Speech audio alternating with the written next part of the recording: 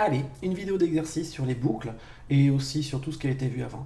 D'ailleurs, dans cet exercice, on va utiliser à peu près tout ce qui a été vu avant, donc je vous conseille vraiment de regarder toutes les vidéos de la chaîne, de vous abonner, parce que sinon ça risque d'être un peu rude. C'est pas très compliqué, mais il faut le faire dans l'ordre. Allez, on y va. Je vous explique ce qui m'intéresse. Donc, là j'ai ma situation, je vais la dessiner ici, et vous devrez la retranscrire sur Scratch, d'accord? Alors, je vais prendre deux lutins. Un lutin que je vais appeler F, ce sera le ballon de foot, et un lutin que je vais appeler B, ce sera le ballon de basket. D'accord? Et ensuite, il va y avoir un lutin mobile, ce sera la balle. Vous les connaissez ces lutins? Je vous les montre rapidement. Regardez. Je récupère Scratch. En fait, le lutin d'origine, c'est celui-là. Et en fait, si on regarde, la balle, elle est là. Et le ballon de foot, il est juste dessous. Et le ballon de basket est juste là. D'accord? Donc ça pose aucun souci. Hein. Tiens, je vais les mettre sur mon Scratch, comme ça c'est fait. Voilà. Allez, je reprends mon explication. Donc, j'ai le ballon de foot qui est là, le ballon de basket qui est là, et la balle qui va se déplacer. Je l'ai appelé M pour mobile. D'accord? Je voudrais, un peu comme dans la vidéo numéro 9, que la balle fasse une marque de couleur rouge si elle est proche du ballon de foot et bleue si elle est plutôt proche du ballon de basket. Alors là, par exemple, elle est plus proche du ballon de foot que du ballon de basket, donc ce sera du rouge. Imaginez maintenant que la balle soit ici. Là, clairement, elle est plus proche du ballon de basket que du ballon de foot. Donc, je vais la mettre en bleu. Alors, il y a des positions que je peux remplir directement. Je vois que là, c'est du bleu. Je vois que là, c'est du bleu. Là, clairement, c'est du bleu. Ça, c'est évident. Hein, d'accord? Pareil, ici, il y a des positions que je peux remplir. Hein. Ça, c'est du rouge. Ça, c'est du rouge. Ça, c'est du rouge. Tant qu'on est proche des points de référence, on arrive à l'œil nu à voir. Mais ici, là, c'est rouge ou c'est bleu? Ah, c'est pas évident. Hein. Alors, on peut faire ce travail avec un compas, c'est-à-dire placer des points un peu au hasard, et puis ensuite mesurer avec le compas pour savoir si c'est rouge ou bleu. Mais c'est un peu fastidieux, il y a beaucoup de points. Et c'est là que l'informatique devient intéressante. Donc, ce que je vais vous demander, c'est de créer le ballon de foot, le ballon de basket, la balle. La balle devra se déplacer aléatoirement, comme dans la vidéo numéro 9, partout sur l'écran. Et à chaque fois qu'elle aura une position, elle devra tester pour savoir si elle est plus proche du ballon de foot ou du ballon de basket. Si elle est plus proche du ballon de foot, comme dans la vidéo numéro 9, elle basculera sur le costume A et elle fera un estampillé. Si par contre, elle est plus proche du ballon de basket, elle basculera sur le costume B et elle fera estampillé. Et elle fait ça à l'infini. Je vous mets l'énoncé. Au travail, mettez la vidéo en pause et essayez de faire ça. Donc là, je vais commencer la correction. Ça va? Allez, j'y vais. Déjà, ce lutin, j'en ai pas besoin, je le supprime. Maintenant, je vois le premier point, c'est réduire la taille des deux ballons. Bon, ça c'est facile.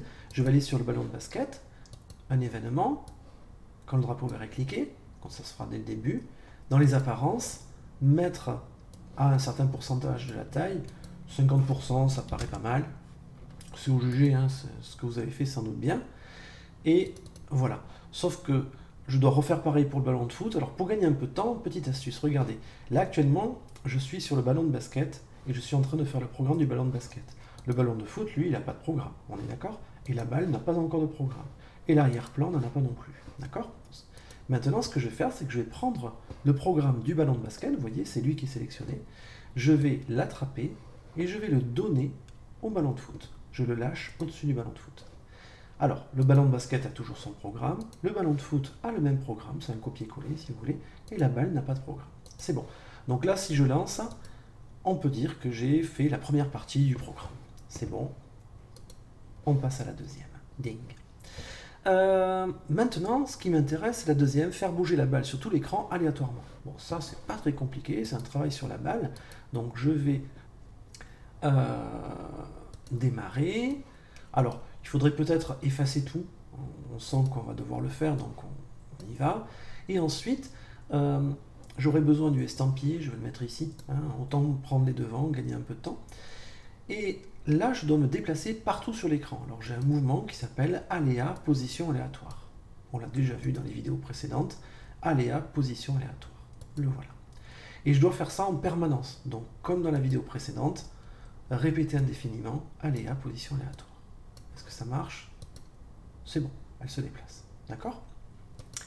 Bien. Faire bouger la balle aléatoirement sur tout l'écran, c'est fait. Maintenant, ça va devenir un peu plus rude, estampiller la balle à chaque déplacement en jaune si elle est proche du ballon de foot et en bleu sinon.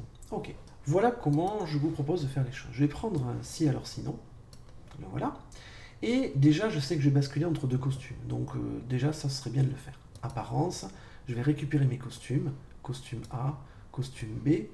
Alors là c'est le même costume, il faut que je décide le A ici et le B ici.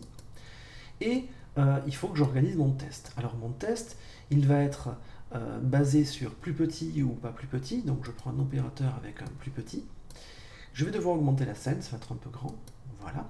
Et ce que je vais devoir comparer, c'est la distance entre la balle et le ballon de foot. Capteur, distance de ballon de foot.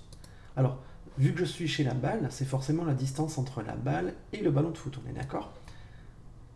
Et la distance entre la balle et le ballon de basket. Alors, je recentre un petit peu. Et le ballon de basket. Voilà. Donc, ce test, il est censé être vrai si je suis plus près du ballon de foot et faux si je suis plus loin du ballon de foot. Actuellement, il est vrai. Effectivement, la balle est très près du ballon de foot, beaucoup plus près que du ballon de basket. Ok. Donc, ce test, c'est bon. Je le mets dedans. Alors, est-ce que ça fonctionne? C'est bon, là, je suis jaune. Je me mets ici. Et là, je deviens bleu. Impeccable.